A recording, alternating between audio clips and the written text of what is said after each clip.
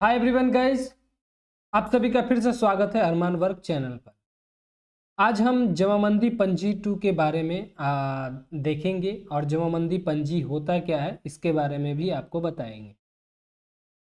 जमाबंदी पंजी को जो है रजिस्टर 2 भी बोला जाता है, डिजिटल जमाबंदी भी बोला जाता है और मूल जमाबंदी पंजी भी बोला जाता है। ये चारों नाम जो है सेम टू सेम है, एक ही डॉक्यूमेंट्स का चार गो नाम है। और रजिस्टर 2 जो है पिछले वाले वीडियोस में जो है कमेंट्स किए थे कि रजिस्टर 2 के बारे में बताइए। रजिस्टर 2 जो है वो डिजिटल प्लेटफॉर्म पे भी है और मूल जमाबंदी भी होती है। आप डिजिटल वाला यहाँ पर देख सकते हैं कि डिजिटल वाला जो है वो कैसा दिखता है और मूल जमाबंदी पंजी जो है वो कैसा दिखता है वो आप यहाँ पर देख सकते हैं। इसमें लगभग दो टाइप के होते हैं, लेकिन नाम जो है लगभग चार को रख रखा है लोगों ने, लेकिन दो ही में इम्पोर्टेंट होता है। एक मूल जमाबंदी इम्पोर्टेंट होता है, दूसरा डिजिटल जमाबंदी जो होता है वो इम्पोर्टेंट होता है। तो आज हम डिजिटल जमाबंदी के ऊपर देखेंगे और रजिस्टर 2 जो होता है उसको हम ऑनलाइन कैसे निकालेंगे। वैसे आप लोग उसको जमाबंदी पंजी प्रति भी बोलते हैं, लेकिन उसमें बहुत सारा डिटेल्स रहता है, वो डिटेल्स आप लोगों को जानना बहुत ज़्यादा ज़रूरी है। डिजिटल जमाबंदी में जो है लोग दाखिल खारिज के लिए जो अप्लाई करते हैं और उसमें बहुत सारा डिटेल्स शो करता है, वो हम आगे की वीडियोज़ में आपको दिखाएंगे। तो आप सब चैनल पर पहली बार आए हैं तो चैनल को लाजमी सब्सक्राइब करिएगा और नोटिफिकेशन बेल को भी ऑल पे ज़रूर कर लीजिएगा ताकि आने वाली वीडियोस की नोटिफिकेशन आपसे मिस ना हो। तो चलिए वीडियो की तरफ चलते हैं।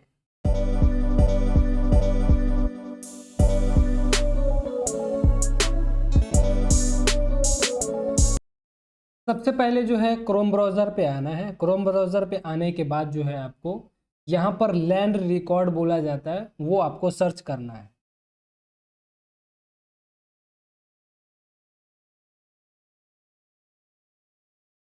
लैंड रिकॉर्ड्स टाइप करने के बाद यहाँ पर सर्च वाले बटन पे आप जैसे ही क्लिक करिएगा तो यहाँ पर होम पेज जो है ये, इस पे जैसे ही आप आइएगा तो ये वाला जो सेक्शन है वो खुल जाएगा।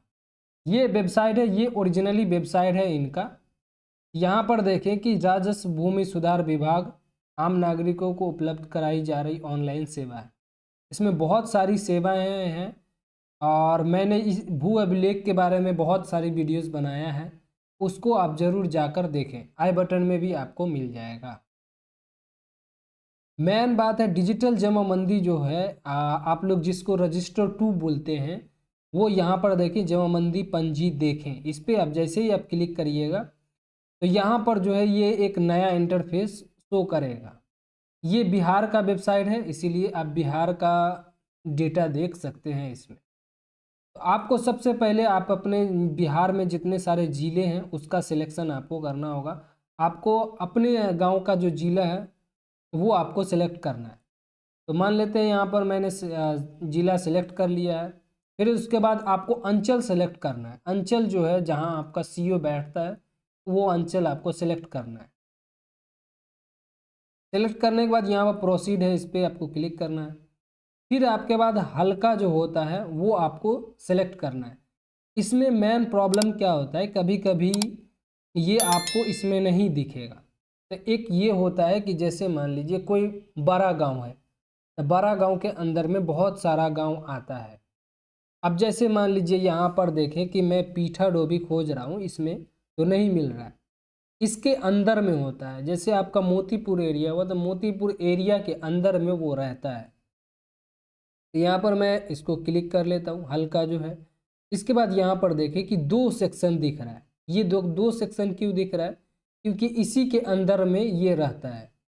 तो कभी अगर नहीं मिले तो आपको यहाँ पर अगर नहीं मिलता है तब आपको जो है यहाँ पर आके इसके अंदर में आपको एक एक करके सेलेक्ट करके देख लेना है, अगर आप नहीं खोज पाते हैं तो।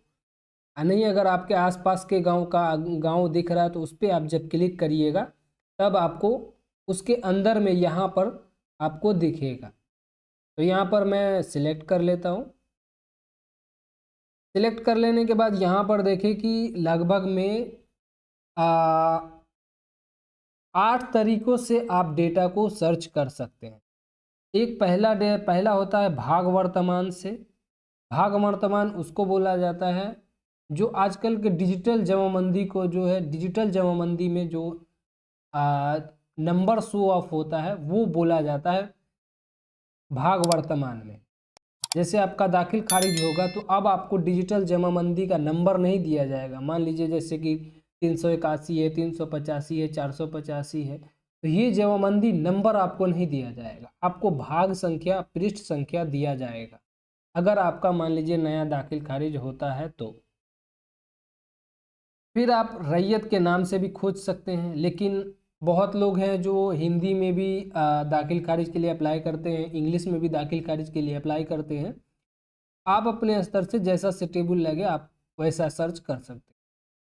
अब दूसरा नंबर है, फिर प्लॉट नंबर से भी खोज सकते हैं, लेकिन प्लॉट नंबर से आप इसलिए नहीं खोजिए इसमें कि इसमें बहुत सारा जमाबंदी में खाता खेसरा अपडेट नहीं किया हुआ है।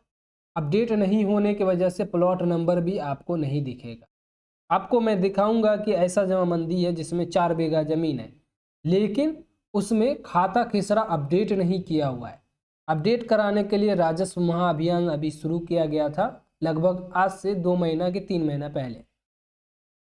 तो उसमें जो है डेटा आपसे लिया गया था कि आपके पास जितनी भी ज़मीन है उसको आप साक्ष्य के तौर पे आप अपना जो सबूत है वो आप देते हुए खाता खेसरा उस पर चढ़ाया जाएगा जमाबंदी पे। क्योंकि अभी न ही दाखिल खारिज हो रहा है, अगर मान लीजिए डिजिटल जमाबंदी में अगर खाता खेसरा अपडेट नहीं रहेगा तब आपका दाखिल खारिज नहीं हो सकता। ज़मीन लेने से भी पहले आपको ये चीज़ देख लेना बहुत ज़्यादा ज़रूरी है, क्योंकि आजकल के कर्मचारी और सीईओ जो हैं इस चीज़ को अपडेट नहीं कर रहे हैं, जल्दी अपडेट इस चीज़ को नहीं कर रहे हैं। अभी बीच में अभी जैसे आज है 14 तारीख, तो इलेक्शन का जो समय है इसके वजह से भी इसको जो है पोस्टपोन किया गया था।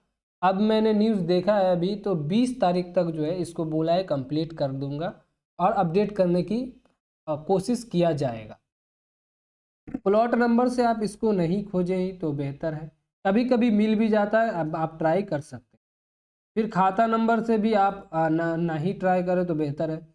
जमाबंदी नंबर से आप ज़रूर खोजने की प्रयास करें, क्योंकि पुराना डेटा आपको पुराना डिजिटल फॉर्म में दिख रहा है तो आपको जमाबंदी नंबर ज़रूर मिल जाएगा।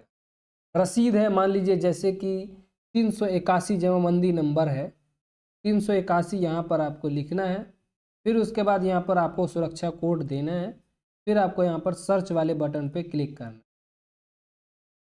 अब जैसे ही आप क्लिक करिएगा तो यहाँ पर आपको इसमें जो आँख वाला आइकन है इस पर आपको क्लिक करना है। क्लिक करने के बाद यहाँ पर देखें खाता खेसरा 00 दिखा रहा है, लेकिन ज़मीन 2 डिसमिल है। अभी एक मैं जमाबंदी प्लेटफॉर्म दिखाया हूँ, एक डिजिटल जमाबंदी पंची पड़ती है, ये मैं आपको दिखाया हूँ। फिर उसके बाद आप मान लीजिए यहाँ पर मैं 82 दे देता हूँ।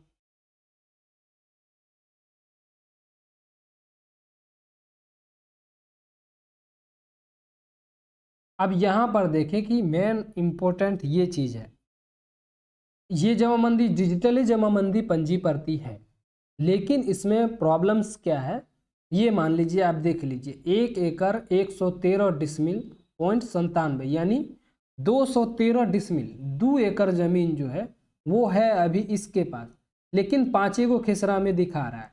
यहाँ पर देखें कि 30-70 वाली प्लॉट में 1 एकड़ ज़मीन है, जबकि ऐसा नहीं है। 30-70 का प्लॉट होगा, 10 से 15 कट्ठा का प्लॉट होगा, उससे ज़्यादा नहीं हो सकता।